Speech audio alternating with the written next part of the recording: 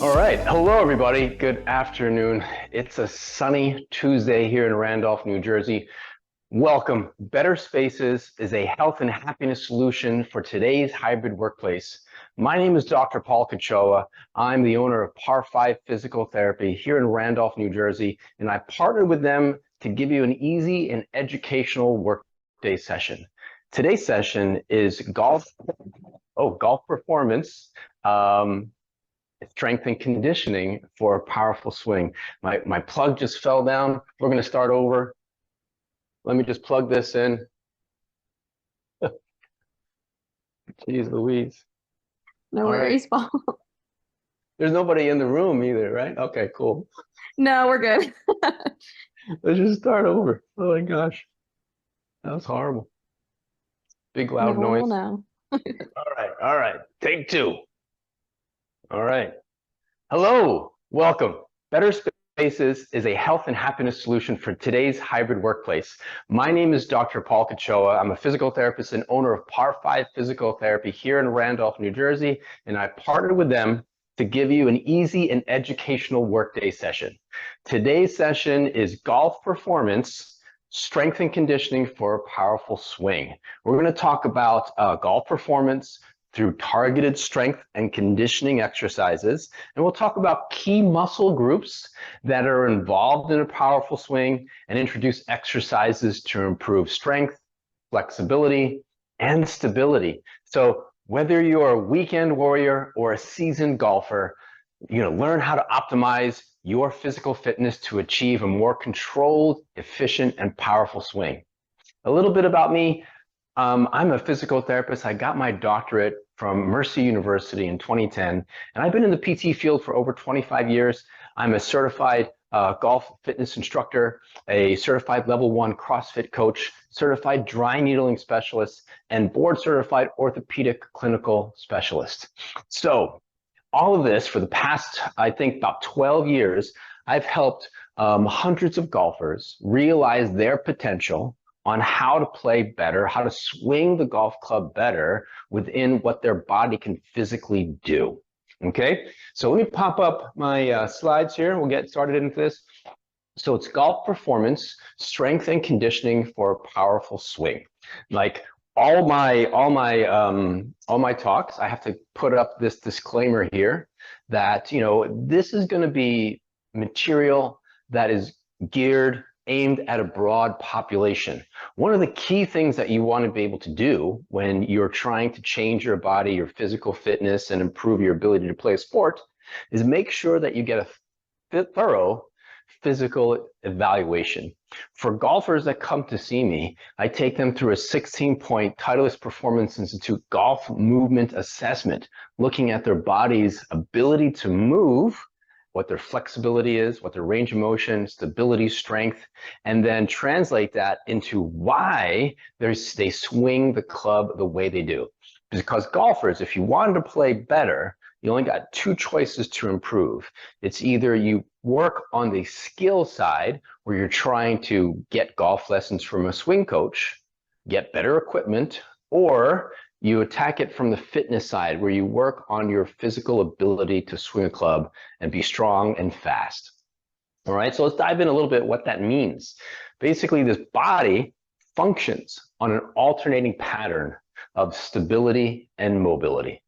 If this pattern is disrupted, then pain or injury is the result. We become inefficient machines if this pattern is off. So this pattern, especially for golf, indicates that most of the rotation, the range of motion, the flexibility needs to happen in two primary places: your hips and your thoracic spine. So all those two spots, those are blue, they need to be mobile. The lower back, the lumbar spine, needs to be stable, and the knee needs to be stable, the ankle needs to be mobile, the foot needs to be stable. So that alternating pattern right here, when one thing is off, it's not doing its job, then the other part above or below tends to reverse its role, and your body compensates for that loss. So for example, a lot of golfers that come to see me, they have either limited hip rotation or limited hip range of motion or mobility, or limited thoracic T-spine mobility. So If their body is tight through those two spots, oftentimes what will happen is that the knee becomes unstable, or the lower back becomes an unstable segment. It reverses its role. The lower back is supposed to be stable, it becomes mobile.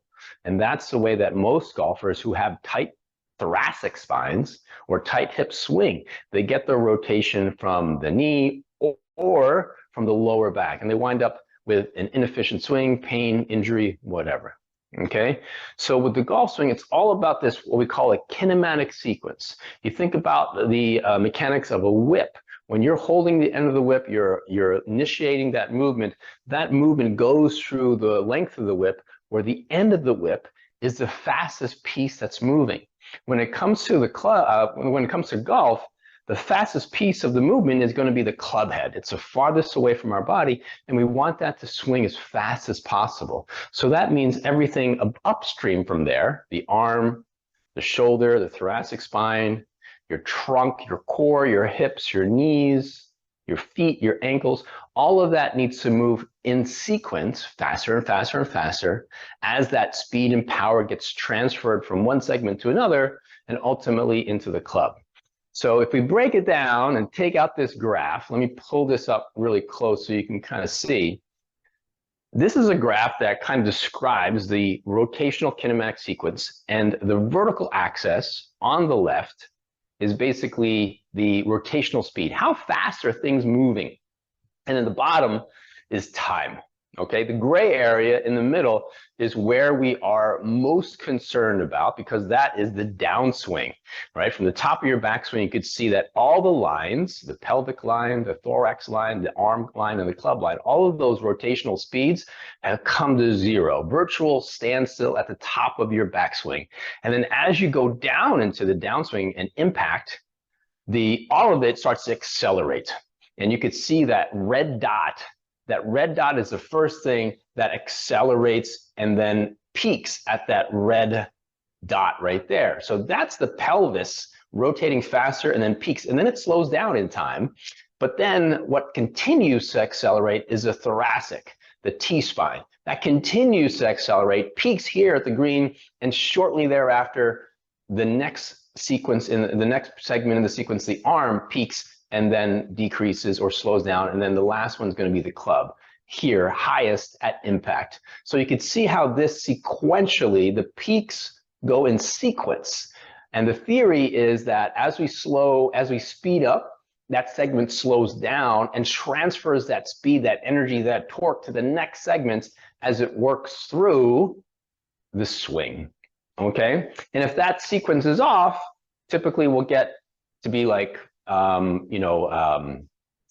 swing faults, like over the top or early extension. There's a lot of things that can happen when the sequence is off.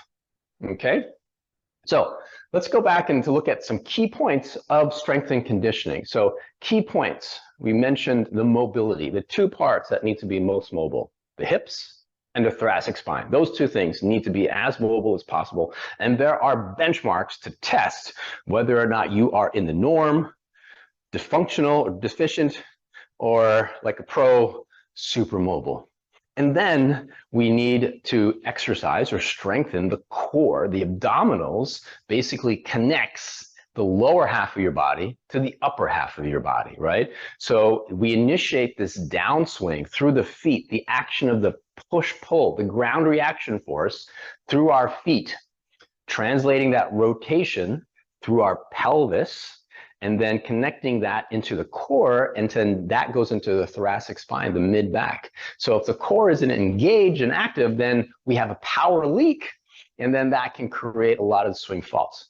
And then we want the glutes, the gluteus maximus, your hips. Those are big muscles of the lower body that need to drive the most of the hips and the lower body to start the swing and then create that speed up the chain, that kinematic sequence. All right, so I just mentioned this earlier, the Titus Performance Institute, there's a lot of videos that you can go online. If you go YouTube and say golf fitness routine, there's a bunch of them that you could find, right? And you could see probably in social media, a lot of the golf pros are doing exercises and they're showing snippets of what they're doing. But just like you would never want to fully emulate a a pro golfer swing because of their anatomical features, the same thing goes for an exercise routine. We never want to design or program an exercise routine based upon what a professional does because their body is completely different to the amateurs. So what we need to do is assess a player, where are their deficits, and develop a program that is tailored to their problem. All right, so the next slide, when we get into these exercises, this is going to be very, very general, and it might not be specific for you. If you're having pain or tightness or whatever, then you know what? Take it slow, go get a physical exam, don't push through it. Pain should never be part of an exercise routine. Okay, so we're going to go into some exercises here, and let me transition into my two-shot. Okay, so the big thing that we talked about, mobility. Let's cover that first. I like to work on mobility first, get some range of motion before we start to strengthen things. So because if you're tight and you work on strengthening, you're just going to have tight, strong joints.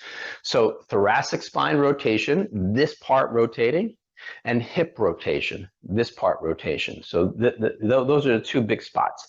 And we want to be able to, one, in our kinematic sequence that I mentioned earlier, be able to dissociate rotation from one segment from another. All right. For example, if I'm here in golf posture, I should be able to rotate my pelvis independently of my torso, right? My shoulders stay still and I'm rotating my pelvis.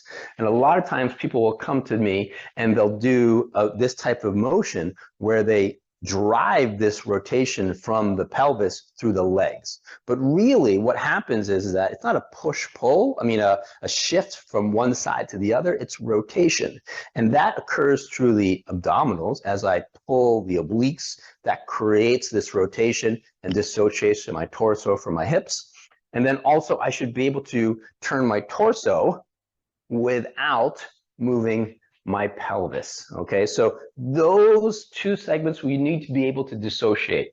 But if you're tight, here are a couple stretches to do. We're going to get on the ground, and then we're going to start with this thing called an open book exercise, open book stretch. You're going to bend both of your knees up on your side and try and get your knees higher than your hips. What that does is it rounds out your lower back. A rounded lower back flexes the spine in the lower back and locks it up so it doesn't rotate as much as the thoracic spine, which is where we want that stretch to occur.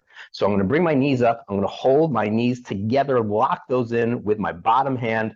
My top hand is going to grab my ribs underneath here, and I'm going to pull as I rotate. So this is a joint mobilization. I'm rotating through my torso, only trying to get my ribs and my T-spine to rotate, trying to hold this down. So the big thing is not rotating through the hips, not rotating through your lower back, just rotating through the ribs. I like doing it this way. You could also have the option of holding your head and rotating that way, or unlocking the arm and rotating that way.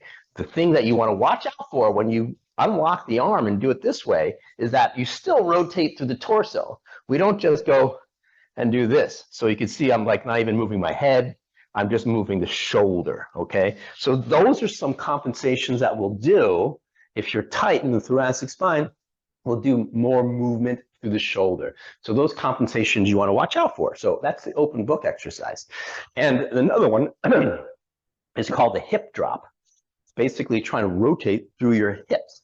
You're going to lie on your back. The key with this is, again, trying not to rotate through your lower back. So the stance of the feet is going to be wider than my hips, okay? Wider than the hips. And what I do is I let my knees rotate left to right, trying to keep my ribs as still as possible. So as I go in and out, I could check the alignment. If I go all the way to the right with both legs, if I look down, I want my shoulder, hip, and knee to be in line. If this foot is in close, then my knee is inward of my hip relative to my hip and my shoulder line. So I want that foot to be out, and that rotation goes there. Internal rotation of the hip, that's what's going on right here, is super important for for a right-handed golfer on the right-handed leg, right leg, for the backswing and the downswing. And also for the follow-through, we want to be able to internally rotate this side.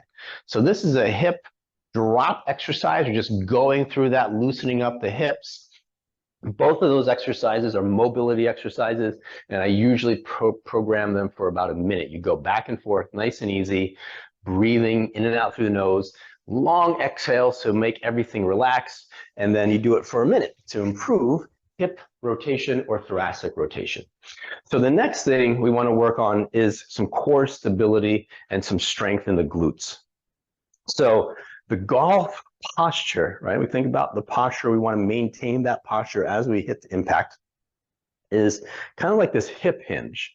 I hinge my hips back and I take hold of the club here, right? So here's the side view. Hopefully we can get that right on camera, right? My hips are going back. My arms are hanging directly below my shoulders, and I'm ready to take my swing. Okay, so we want to be stable in this position here, right? So when we're here in this position and we start to swing this club, we have what we call centripetal force, right? So it's just physics. As this club and this weight is swinging, it's trying to pull us forward. So a lot of times people with weak hips or weak legs will swing a club wildly and then they'll lose their balance forward because that weight of the club has brought them out of posture and they've fallen forward. So to prevent that, we want to be able to activate our posterior chain. Primary muscle is going to be the glutes, being able to rotate and then be stable in this position. So one of the movements is just this hip hinge, up and down, or bending forward, not from the spine, but from my hips, trying to groove this motion. And I think not just for golf, but for life, this motion is very functional and something that you should be able to do without even thinking about it. So as I'm going down, I'm sending my hips back. My knees do not go forward of my ankle line, and my back does not round out. All right, so those are the key points. This move right there, this hip hinge, if we wanted to add weight to that, we call it a deadlift. All right, a deadlift is basically having a weight at a dead stop on the ground and then getting into our posture, let's just say our golf posture, getting into a hip hinge, right? So here's my golf posture if I'm pitching a little bit lower, right, when I'm doing a short wedge or putting, but then I'm just making that move bigger and then adding the weight. So here, as I'm going down, I'm hinging at the hip, my back is straight, my shoulders are active, I'm not rounding out my back, I'm keeping everything active in my posterior chain, and then using the hips, driving them forward, using the glutes to stand up out of this position. Okay, so this is a very simple move, a hip hinge, a deadlift exercise to target the hips. Now, if we work on mobility, we work on strength, which is our deadlift, and then the next thing would say, hey, what about power and speed? Okay, so most long drive hitters and professional golfers who hit the ball very far train fast. If you train fast, you can move fast.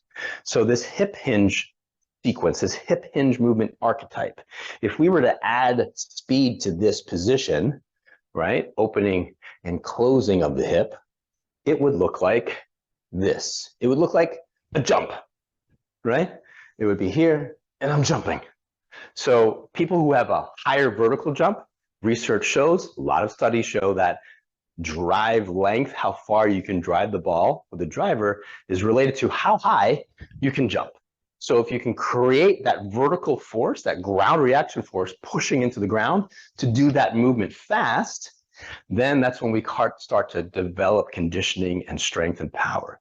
So the movement or the exercise that we translate that hip hinge to a more powerful and fast motion is called the kettlebell swing. So the kettlebell swing starts like a football hike. We're going to have the kettlebell out in front, get into our same hip hinge position, back is straight, shoulders are active, and I'm going to hike the ball underneath my hips, in my groin, and then drive my hips forward and using that hip motion, that hip momentum to lift the kettlebell out in front, maybe about shoulder height or chest height, and then back down underneath into this hip hinge position, and then powerfully, explosively bring it back out again. So it looks like this. So I have my feet about hip width apart, right? Toes pointed forward. I never want to go out like this. This is a less efficient position to generate force and torque. Be nice and straight, hip hinge, take the hips back, back is straight, shoulders are active. I take the kettlebell, hike it, and then drive it up. And the motion of coming up out of this position is coming from my hip drive. I'm not squatting and I'm not lifting this with my arms, okay? My arms are pretty much along for the ride. So if I do this properly, I can even let go of this club. I wouldn't recommend that for beginners, but anyway, that's a hip hinge. And if you want to get super fancy, we can add rotation to this, where we go single arm, single leg, activating the obliques and single-legged glutes to add rotation into our kettlebell swing. So it looks like this.